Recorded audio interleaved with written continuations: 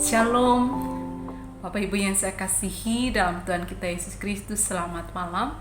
Selamat bertemu kembali dalam renungan malam pada malam hari ini, 18 April 2026, hari Sabtu.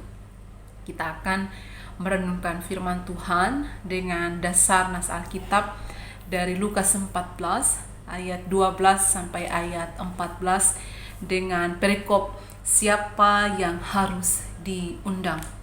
Dan saya akan membacakan pada ayat 13 dan ayat 14 yang berbunyi demikian.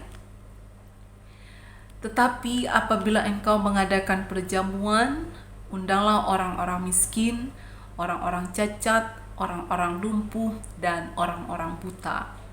Dan engkau akan berbahagia karena mereka tidak mempunyai apa-apa untuk membalasnya kepadamu. Sebab engkau akan mendapat balasnya pada hari kebangkitan orang-orang benar. Demikian pembacaan nas Alkitab untuk kita renungkan bersama pada malam hari ini.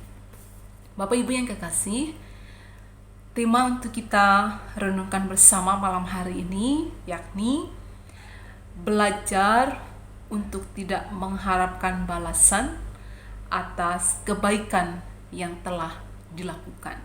Sekali lagi, belajar untuk tidak mengharapkan balasan atas kebaikan yang telah dilakukan. Membaca nas bagi kita pada malam hari ini bahwa ada kecenderungan seseorang melakukan kebaikan, namun ia juga mengharapkan hal yang sama ia dapatkan dari orang yang menerima kebaikan daripadanya. Tahu ada orang yang begitu tiba-tiba baik, rupanya ada alasan tersembunyi di balik kebaikan itu. Ada orang yang menerima kebaikan itu, dia juga akan membalaskannya kebaikan kepada orang yang telah melakukannya. Jadi kecenderungan itu terjadi dalam kehidupan manusia, mengharapkan apa yang telah ia berikan kepada orang lain. Akan tetapi Bapak Ibu, Yesus mengajar dalam nas kita tadi bahwa jika engkau melakukan suatu kebaikan, tentu jangan mengharap untuk orang melakukan kebaikan lagi. Karena ketika kita melakukan kebaikan, itu sebagai cara untuk bersaksi melalui kebaikan. Jadi kebaikan bisa menjadi sarana untuk kita bersaksi sehingga orang memuliakan nama Tuhan. Yang kedua, ketika kita melakukan kebaikan, itu sebenarnya ingin menunjukkan gaya hidup orang-orang percaya. Jadi akan terlihat bagaimana kehidupan orang percaya ketika ia tidak mengharapkan dari setiap perbuatan baik yang ia lakukan. Jadi merupakan gaya hidup orang percaya jika melakukan kebaikan.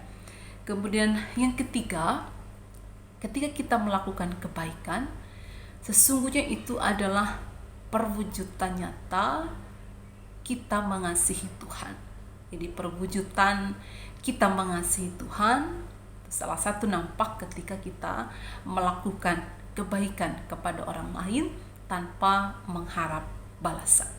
Itu yang Yesus ajarkan bagi kita dari Lukas 14 ayat 12 sampai 14 berkenaan dengan siapa yang harus kita undang kalau kita mengadakan perjamuan, sehingga menjadi perenungan bagi kita bahwa apapun yang kita lakukan, kebaikan, kemurahan hati, hendaklah itu sebagai cara untuk bersaksi atau kesaksian melalui kebaikan, perwujudan kita mengasihi Tuhan dan cara hidup orang-orang percaya kepada Tuhan. Tentu ada banyak tantangan bagi kita untuk melakukan kebaikan, karena ketika kita tidak mengharapkan kebaikan dari orang lain, maka firman Tuhan berkata bahwa kita akan beroleh balasannya daripada Tuhan. Oleh karena itu, melalui firman Tuhan bagi kita pada malam hari ini, mari jadikan setiap kebaikan kita sebagai gaya hidup, sebagai perwujudan mengasihi Tuhan, dan sebagai cara untuk bersaksi, sehingga nama Tuhan dimuliakan melalui setiap kesaksian hidup kita. Dan Bapak Ibu sekalian yang bersama-sama merenungkan firman Tuhan ini, mari ingatlah bahwa upah kita itu tersedia bagi kita di dalam Tuhan, dan biarlah hidup ini melakukan segala sesuatu dengan penuh ketulusan tanpa ada keinginan di balik semua itu, sehingga ketika kita melakukan kebaikan tanpa mengharapkan sesuatu, kita akan merasakan kelegaan, damai sejahtera, dan ketenangan. Namun kalau kita mengharap sesuatu, ketika itu kita tidak dapatkan, kita akan mulai menunjukkan bagaimana rasa kesal, bagaimana rasa amarah, atau juga suatu tindakan kedepannya tidak akan melakukan kebaikan lagi. Nah, ini yang menjadi perenungan bagi kita. Tema kita tadi berbunyi belajar untuk tidak mengharapkan balasan atas kebaikan yang telah kita lakukan, karena balasan kita ada di dalam Tuhan. Biar firman ini memberkati kita sekalian. Amin. Mari kita bersatu dalam doa. Terima kasih Tuhan untuk firman-Mu. Ajarlah kami ketika kami melakukan kebaikan, kami tidak mengharapkan orang lain melakukan hal yang sama.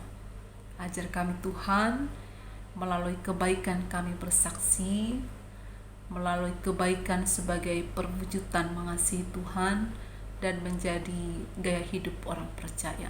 Kuat kuasa Tuhan memampukan kami untuk melakukan segala sesuatu dengan penuh sukacita. Terpuji Engkau Tuhan. Ini doa kami, di dalam nama Tuhan Yesus kami berdoa. Amin.